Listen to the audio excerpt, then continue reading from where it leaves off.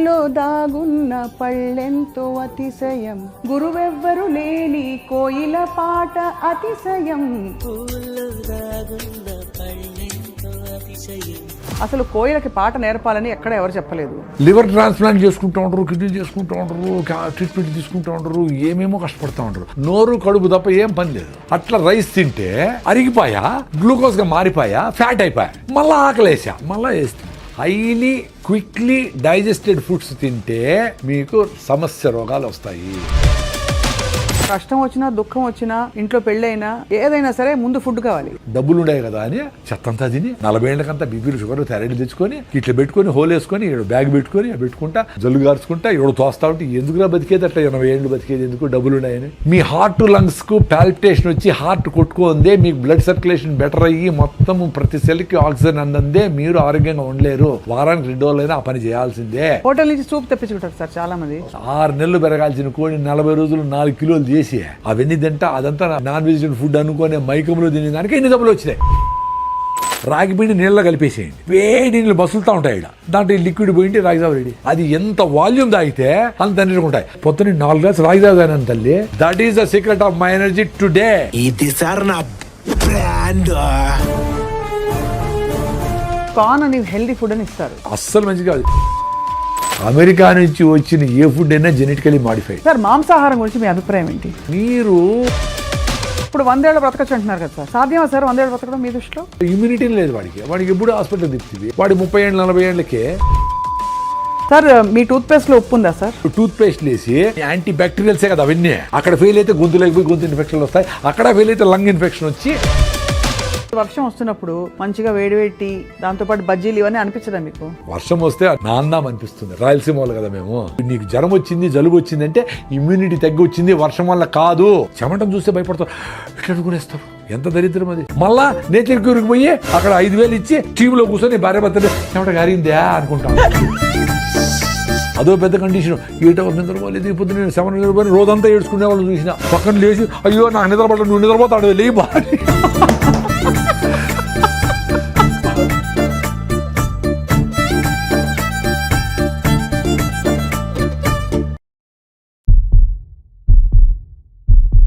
అందరికీ నమస్కారం, welcome to Suman TV.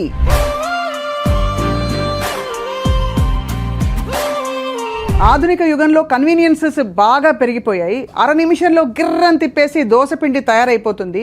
1 నిమిషంలో ఇక్కడ ప్రత్యక్షమై అక్కడి నుంచి తరలి ఇంకో చోటికి వెళ్ళిపోవచ్చు. అటువంటి యుగంలో వ్యాధులు పెరిగిపోయాయి, కష్టాలు పెరిగిపోయాయి, స్ట్రెస్ పెరిగిపోయింది. ఎంతకాలం బ్రతికినా కూడా మనకి ఆరోగ్యంగా హాయిగా ఉన్న శాంతికరమైన జీవితం మాత్రం లేదన్నది వాస్తవం కదా.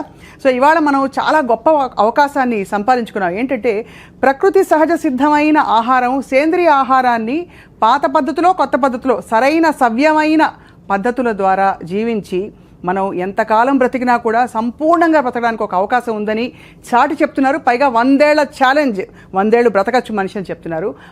అందరికీ సుపరిచిత నేచర్ క్యూర్ ఎక్స్పర్ట్ ప్రకృతి వనం ప్రసాద్ గారు. వారితో మాట్లాడడం, వాళ్ళు చాలా విషయాలు మాట్లాడబోతున్నాం. సార్ నమస్కారం. సార్, పువ్వుల్లో దాగున్న పళ్ళెంతో అతిశయం, గురువెవ్వరు లేని కోయిల పాట అతిశయం అని అన్నారు కదా. అసలు కోయిలకి పాట నేర్పాలని ఎక్కడ ఎవరు చెప్పలేదు. పువ్వుల్లో పళ్ళే దాగుంటే అందరికీ తెలుసు. అదే న్యాచురల్ సార్. సో ఇప్పుడు మొత్తం అన్నీ ఇటు రివర్స్ అయిపోయినట్టు అనిపిస్తుంది. సో మీరు చెప్పండి సార్, మొదట అసలు ఇలా ప్రపంచం చూస్తే మీకు తల పట్టుకుంటే ఏమనిపిస్తుంది? నాకు హ్యాపీగా ఉంది, ఎందుకంటే నేను హ్యాపీగా ఉండాలి కదా. ఇప్పుడు జనాలందరికీ సింప్లిఫై చేసి మీరు ఎక్స్పీరియన్స్ కానరా ఆయన రైజావ తాగండి, జొన్న రొట్టె తినండి, సింపుల్గా ఉండి 1 గంట మీ పిల్లలతో ఆడుకోండి, మీ పిల్లలు లేకపోతే ఎవరి పిల్లలతోనే ఆడుకోండి, ఆ సన్ రైజ్ నుండి సన్సెట్ని చూడండి, నువ్వులను పూసుకొని ఎండలో ఉండండి. ఇవే కదా చేయాల్సిందే. అవునంతే కదా. ఇవి చేయాలంటే చాలా కష్టం అనుకుంటా. లివర్ ట్రాన్స్ప్లాంట్ చేసుకుంటూ ఉంటారు, కిడ్నీ చేసుకుంటూ ఉంటారు, ట్రీట్మెంట్ తీసుకుంటూ ఉంటారు, ఏమేమో కష్టపడుతూ ఉంటారు. నాకు అదే అర్థం కాంది. ఒక అరగంట గంట సేపు కేబీఆర్ పార్క్ చుట్టూ పొద్దున్నే పొల్యూషన్ లేకముందనే పరిగెత్తేస్తే మొత్తం మీకు కావాల్సిన ఆక్సిజన్, రోజు కావాల్సిన హిప్పో క్యాంపస్ ఎన్లార్జ్ అయ్యి ఎండార్ఫిన్స్ రిలీజ్ అయ్యి ఇంక 1 వీక్ హ్యాపీ ఆరోగ్యంగా ఆనందంగా ఎనర్జెటిక్గా ఉంటారు. అది మీ ఎక్స్పీరియన్స్ కావాలి. నేను చెప్తే అది నా ఎక్స్పీరియన్స్. నేను 1 వారం రోజులు పరిగెత్తకపోయినా 10 రోజులు పరిగెత్తకపోయినా నేను యాక్టివ్గా ఆనందంగానే ఉంటా. అది నేను చూసుకున్నా. అది మన లెటర్ డ్రాప్ చేస్తుంది, రోజు ఎందుకు పరిగెత్తేది, వారం తర్వాత పరిగెత్తే చాలు కదా అంటూ ఉంటుంది. అందుకని మన మైండ్తో కలిసి మనం జర్నీ చేసే చాలా ఇంపార్టెంట్. ఎంతమంది గురువులు ఏమి చెప్పినా నీతో నువ్వు ఉండమని చెప్తాడు రమణ మహర్షి. నిన్ను నువ్వు తెలుసుకో అనేది ఏమంటే నిన్ను నువ్వు తెలుసుకుంటే చాలు కదా, అన్నీ చెప్తా ఉంది కదా అది.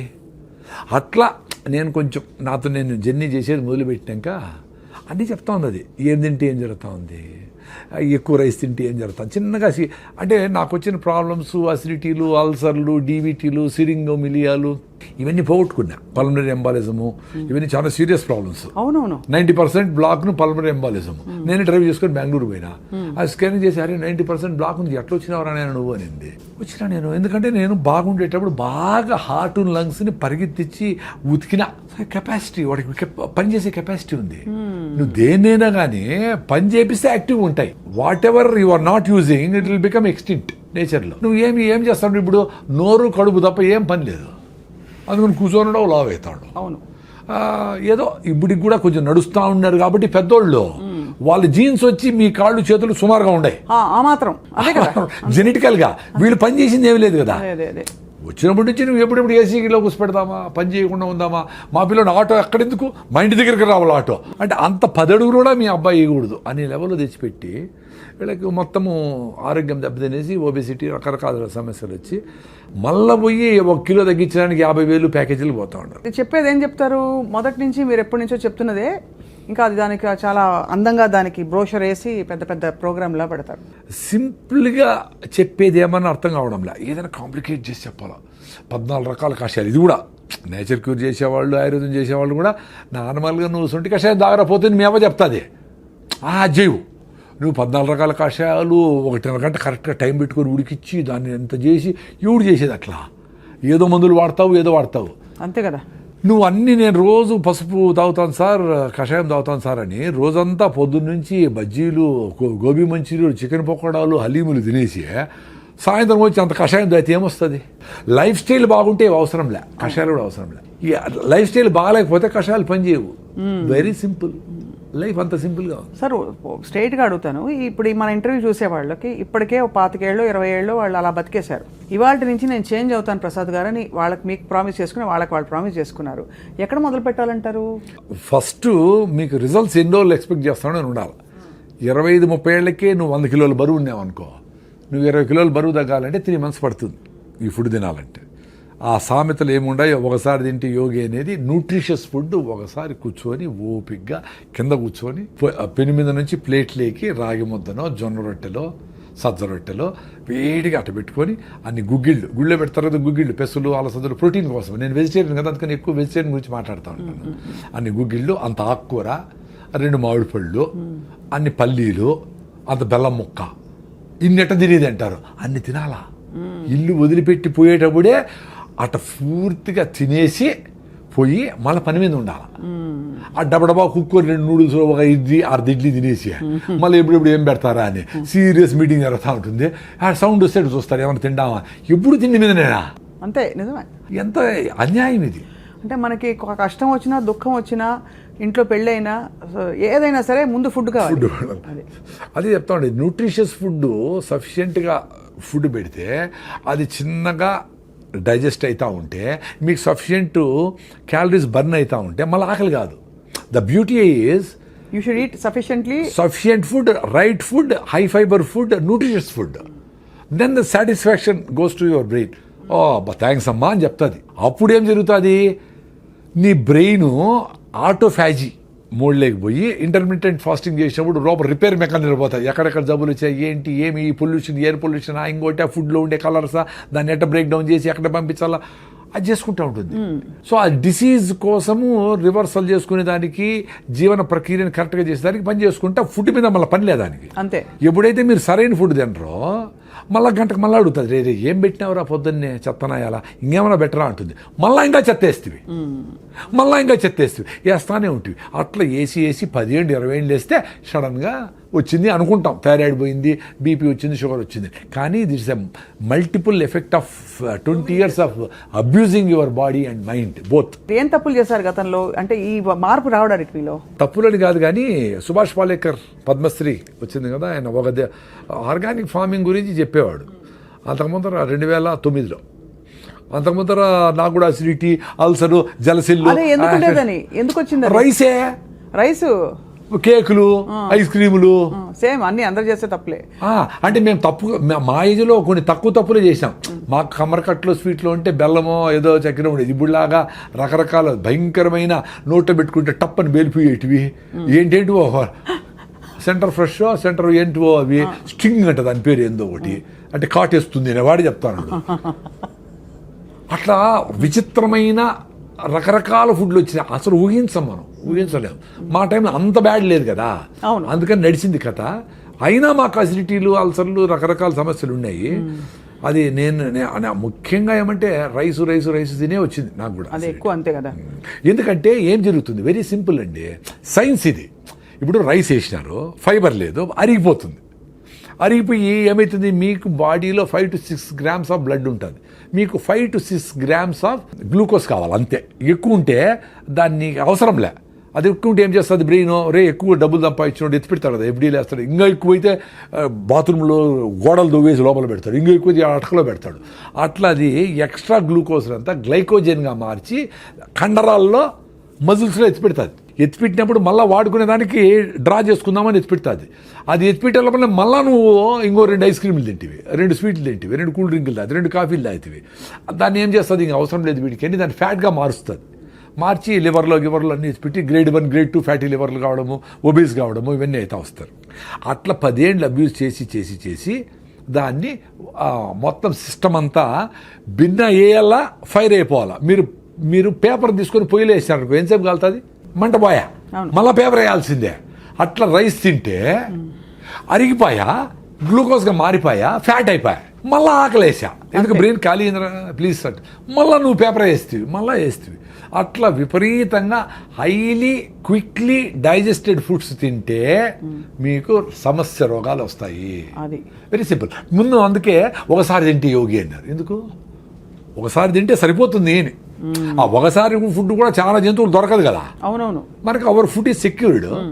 బ్యాలెన్స్డ్ ఫుడ్ తినేవాళ్ళు సాయంత్రం ఏదో తినలేదో ఏదో అర్లీగా గూట్లో దీపం నోట్లో ముద్ద పెట్టేసి తినేసి కంప్లీట్ చేసి 6 గంటలకు క్లోజ్ చేసి 8 గంటలకు పడుకుంటే ఎవరికైనా 3 గంటలకు నిద్ర వస్తుంది. ముసలివాళ్ళకైతే 2కే మెలకు వస్తుంది, 1 గంటకే మెలకు వస్తుంది. వాళ్ళు ఏదో అందరూ లేస్తారు కదా, ఇట్లా దొరికి 3కి లేసి ఆవులు గడ్డికి వేయడం, ఏదైనా పనులు అంతా ఉండి సఫిషియెంట్ టైం ఉండేది వంట వండేదానికి, అన్నిటికీ ఉండేది, ఎవరికి స్ట్రెస్ ఉండేదిలే. ఇప్పుడు విపరీతంగా 6 సార్లు 7 సార్లు తింటాడు. 2 సార్లు తింటే భోగి ఎంజాయ్ చేయరా అన్నారు. ఆ మధ్య వచ్చింది సార్ అది, ఆ ఫ్యాడ్. అది ఏంటంటే ఆ రెవల్యూషన్ వచ్చింది మధ్యలో, eat 5 meals a day అని. దరిద్రం అది. దరిద్రం అంటే ఇప్పుడు ఎవరో చెప్పిన దరిద్రం అని కాదు. నేను 5 మీల్లు తిన్నప్పుడు కొంతమంది డాక్టర్లు చెప్పినట్టు నువ్వు అసిడిటీ, నీకు 3+ ఎరోషన్స్, ఎండోస్కోపీ చేసినాను నాకు. 3+ ఎరోషన్స్ అంటే లోపల పుళ్ళు. అందుకని నాకేమీ యాసిడ్లు, మంట, తినాలా పెట్టుకుంటాం ఫుడ్ తినలేను, ఏడ్చుకున్న రోజులు ఉండే తినలేక. రాత్రి నిద్ర వచ్చేసి మంట, నిద్ర పట్టదు, బిస్కెట్లు తిని నీళ్లు తాగి పడుకుంటే కొంచెం నిద్రపోయేది. అట్ట బాధలు పడిన ర్యాంటిడీన్, సిమెట్రిడీన్, ఓమేజులు, జలసిల్లు అని ఏం పోలే. రాగి ముద్ద తిన్నప్పుడు కొంచెం బెటర్గా ఉన్నట్టు ఊరిన ఆయన అని పొద్దునే లేస్తానే పళ్ళు తోపుకుపోయినా 1 లీటర్ రాగి జావ తాగేసేది. మొత్తం మ్యూకస్ మెంబ్రేన్ అంటారు బాడీ, మ్యూకస్ మెంబ్రేన్. అదే మనకు ఈ హైడ్రోక్లోరిక్ యాసిడ్ కూడా పొట్ట మీద డ్యామేజ్ చేయకుండా ఆపుతూ ఉంటుంది. అది డ్యామేజ్ అయితేనే చిన్నగా గ్యాస్ట్రిక్ ట్రబుల్తో స్టార్ట్ అయ్యి అసిడిటీ అయ్యి అల్సర్లు అయ్యి పెప్టిక్ అల్సర్లు అయ్యి కట్ చేసి కుడతా ఉంటారు. అది రీబిల్డ్ అయిపోయింది నాకు. ఇప్పుడు నీ ఏకాదశి అంటే, నేను ఏకాదశిని కాదు పర్టికులర్ కాదు కానీ ఏదో పెద్దోళ్ళు ఏకాదశికి ఉపవాసం ఉంటే మంచిది అన్నారు. టైం టెస్టెడ్ కదా, డబ్బుల కోసం చేయలేదు కదా వాళ్ళు. ఇప్పుడు నెట్లు కూల్ డ్రింకులు అన్నీ స్పోర్ట్స్ అనే కథ చెప్పి కూల్ డ్రింకులు అమ్మేసేది, లిప్స్టిక్లు అమ్మేసేది చేయలేదు కదా అప్పుడు. సో దాన్నే ట్రస్ట్ ఇట్. అందుకని ఏకాదశికి ఉపవాసం ఇప్పుడు 36 hours ఉంటా. ఈరోజు సాయంత్రం నిలిపేస్తే ఫుడ్, రేపు ఏకాదశి 0 ఫుడ్, ఎల్లుండి పొద్దున్న వరకు నో ఫుడ్ 36 hours. కొన్నిసార్లు అట్లీస్ట్ 3-4 times నెక్స్ట్ రోజు కూడా నిలిపేసిన, అంటే 36 + 24 60 hours కూడా నో ఫుడ్. మరి ఎట్లా? మరి డాక్టర్లు ఏం చెప్పినాడు, నువ్వు అసలు ఖాళీ పెట్టకూడదు పొట్ట, చెప్పారు రివర్స్ అయిపోయింది కదా అది. మరి ఏ బుక్లో లేదే. ఈ రోజు బుక్లో రాయండి, ఈ చూసిన వాళ్ళు ఎవరైనా డాక్టర్లు ఉంటే బుక్లో రాయండి. చాలా మంది ఎక్స్పీరియన్స్ అయినారు రాగి జావ పోయిన వాళ్ళు. సో అయితే అసిడిటీకి మెయిన్ కారణం అన్నం. అన్నము ఎంత తొందరగా అరిగిపోయేటి ఏదైనా, చక్కెర పదార్థాలు ఏవైనా తొందరగా అరిగిపోయేటి ఏవైనా అసిడిటీ కారణం అంటారు. Acidic. అయితే మన కారాలు, స్పైసెస్, మన ఇండియన్ స్పైసెస్ ఇవన్నీ కూడా అసిడిటీ కారణం అంటారు. నిజం అది? ఏది తొందరగా అరిగిపోయి ఆకలేస్తుంది అది డేంజర్ అండి. అంతే. అది మీరు జొన్న రొట్టెలు 3 తింటే మీకు ఆకలి కాదు, రాగి ముద్ద తింటే ఆకలి కాదు, ఆరికలు సామలతో ఇడ్లీలు దోశలు చేసుకుంటే పొంగల్ చేసుకుంటే ఆకలి కాదు. Very simple.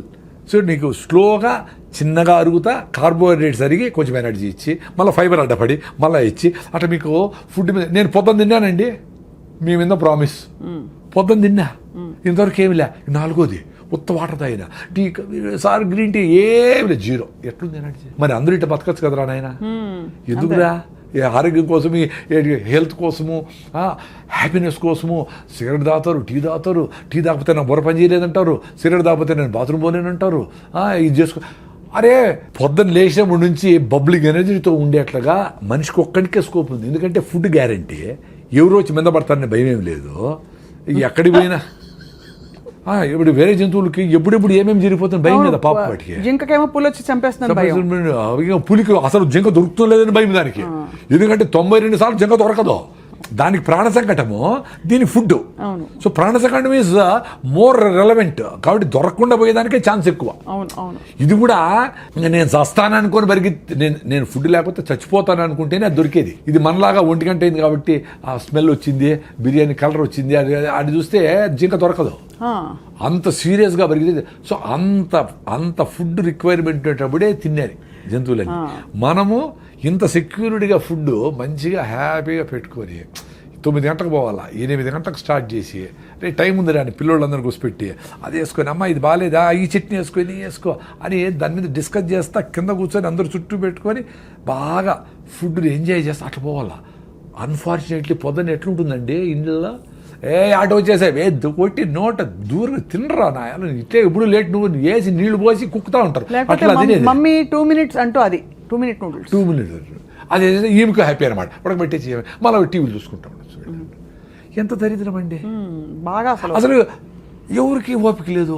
ఆశ్చర్యం అదే. ఇప్పుడు మేమేదో 45 ఏళ్ళకి ఆర్గానిక్ ఫార్మింగ్, నేచురల్ ఫార్మింగ్, దేశీ ఆవులు, బటర్ మిల్క్, మన పెరుగు, మన ఫుడ్, మన చెరుకు, మన బెల్లం అని అది ఎంజాయ్ చేస్తాం ఇప్పుడు. అందుకని ఇంత ఎనర్జీ ఉంది మాకు. 2 things అండి. ఒకటి ఆరోగ్యంగా బబ్లింగ్ ఎనర్జీతో ఉండి చచ్చిపోవాలా, లేదు బతకాల, లేదంటే చచ్చిపోవాలి. 2 ఉంటాయి ఆప్షన్స్. బతకాలి లేకపోతే చచ్చిపోయారు. పెద్దోళ్ళందరూ అట్లే ఉండి ఇట్లా ఉంగిపోయింది ముసలామె, అయినా ఆమె యాక్టివ్గానే ఉండి ఊరికే మాట్లాడు, పల్లీలు వేసుకుంటుంది, ఊలుస్తూ ఉంటుంది, ఏదో దారాలు కడతాడు, జుట్టు పెడతాడు, ఏదో ఒకటి చేస్తూ ఉంటుంది. ఆ రాత్రి పడుకుంటే అది పొద్దునే చచ్చిపెట్టారు, లేదో దగ్గు వస్తూ చచ్చిపెట్టారు. ఇప్పుడు పండిపోయినారు, 90 ఏళ్ళు వచ్చినాయి, పండిపోయిన ఆకు గాలి వస్తే ఆ రోజే రాలుతుంది, లేకపోతే రేపు రాలిపోతుంది.